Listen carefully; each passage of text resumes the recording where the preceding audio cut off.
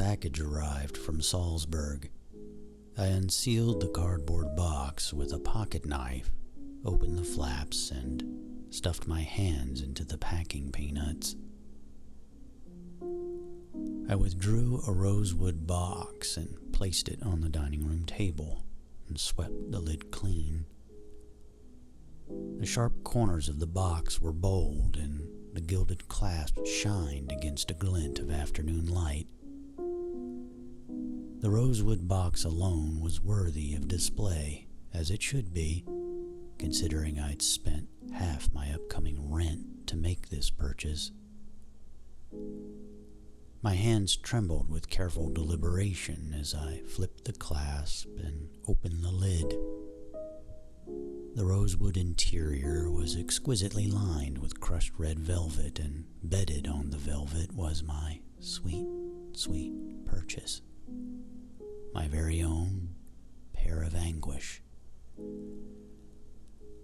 An ironclad replica of a medieval torture device. One more addition to my collection of torture devices. Thumb screws, a head crusher, a heretic's fork. They're all replicas, of course, conversation pieces, historical reminders of the evil that has occurred, and the evil that could easily reoccur, considering the sweltering heat of today's political climate. I've also noticed a boost in my Wi-Fi signal since acquiring these bad boys. Call it an added perk. That's why they're all strategically placed throughout my new apartment. No one's seen them. I'm looking forward to my friends' reactions. Or better, a first date. Especially now that I have my own downtown apartment. Sure, it's above an auto parts store, but it's mine. Not my mother's basement on the frou-frou side of town. Finally, I have a place where I can decorate without having to explain myself.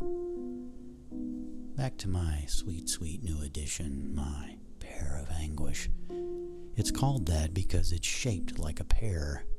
There are 4 metal leaves that widen with each crank of the turnkey until they are splayed as wide as an unrelenting starfish. It was used throughout the ages to destroy rectums, vaginas, and mouths, so you'd better be on your best behavior if you ever come and visit. Just kidding. I would never. Again, these are for display only. Convo pieces, not for use. I couldn't wait to feel the heft of this iron pup in my hands. Gingerly, I lifted it from the bed of crushed velvet. My jaw tightened and the back of my neck prickled. Something was off. The bedding was soiled and the instrument was slick and unclean. It stunk like a porta-john. I flinched with disgust, and the iron pear dropped back onto that skank of velvet. I gawked at it, my stomach curdling. Had it been recently used? I needed an ice bath. I thought my mind was going to fracture into 3 different shards. First, from the ick of buyer's remorse. The last thing I'd wanted was a used Pear of Anguish. Or was it used? I whisked up the receipt. What exactly had I ordered? The writing was in German. I glared at the company name. Probably translates to some shit like hidden and soiled treasures. The receipt continued to rattle in my hands. I mean, I'm twisted, but not that twisted. I pushed my fist against my lips, biting on a knuckle. What if this Pear of Anguish had been used to permanently maim someone or worse, kill them? And if so, could I somehow be implicated?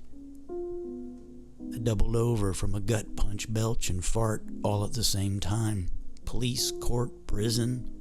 Some pervy aardvark for a cellmate. But beneath my revulsion lurks something primal, something I'm loath to admit. The greasy Pear of Anguish was beginning to turn me on. An electric zap that pinched at my groin. Slowly I inspected the greasy sheen caked across the iron. Was it vaginal mucosa, fecal matter, the dried residue of a rotten mouth? Never in my life had I felt like the murderer next door. I mean, I'd only been flirting with evil, but suddenly here it was, and I didn't have the stomach for it. Or did I? Was I already getting used to the smell? I leaned in for a closer sniff. My eyes burned. The room started to spin. Oh, I should just pack this thing up and mail it the hell back to Salzburg. But I'm not gonna lie. There was a strange party swirling through the back rooms of my mind. The kind where everyone wears long dong masks and nothing else. I just found my own finger pushing at my lips and prodding at my two front teeth. Call it a dream within a dream.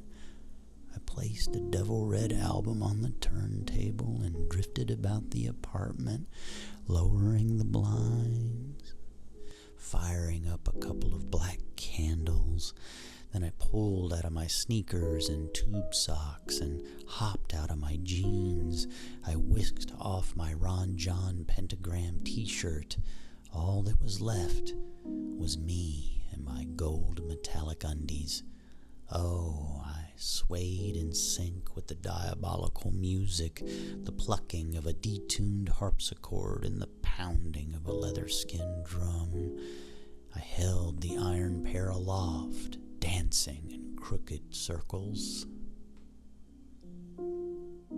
All the while, a resistance twisted in my intestines. Oh, no, you're not. No, you're not. But my mouth opened wide. Oh, yes, I am. And I crammed the iron pear into my mouth, feeling it scrape across my teeth until it pushed up against the back of my throat. My uvula recoiled with disgust. A gag reflex shuddered from my lower lip down to my taint. Fear cracked up my back that I would contract some fecal inborn disease that would reduce me to a babbling paralytic. Why in the hell am I doing this? Was the question, streaming tears from my eyes. But the thrill of it all was the bigger demon. Continuing to guide my hands, I turned the crank. I just couldn't stop turning it. My eyes were on fire, my skull was throbbing, and my mouth was as wide as it had ever been. Then came the pop. Was that my jawbone? The apartment was a veiled blur of tears. Then came another pop. My knees quivered. My vision grew splotchy. I thought the sofa was laughing at me, the seat cushions flopping. Then I realized the popping sound was someone banging on the front door. My mind's eye rode down a slide deep into a sewage tunnel. Splash! There was a boy holding his pee-pee, alone in the dark, voices echoing out from each and every dark opening. It was my mother's voice. My mother? Bang, bang, bang.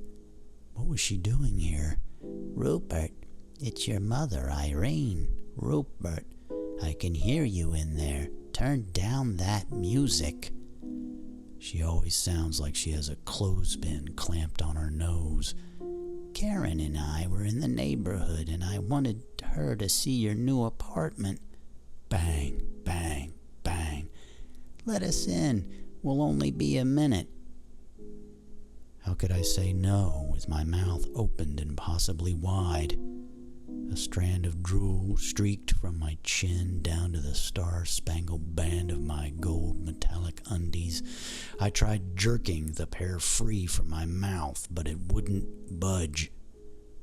I'm going to use my own key if you don't open up." My eyes shot wide. That's right, she has a key, she insisted on having before co-signing for the apartment. Quickly, I searched for a place to hide. The door sprang open. I'd been caught mid-stride, alarmed as a denuded Sasquatch. There was my mother and Karen, standing there, agog.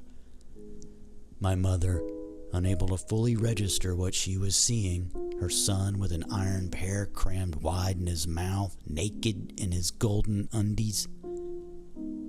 She was holding something she had baked, and it was saran wrapped in her hands, and I stood there, stunned as the moment I was born, continuing to gag on this iron pear, praying for some terrific force to just spank me off the face of the earth.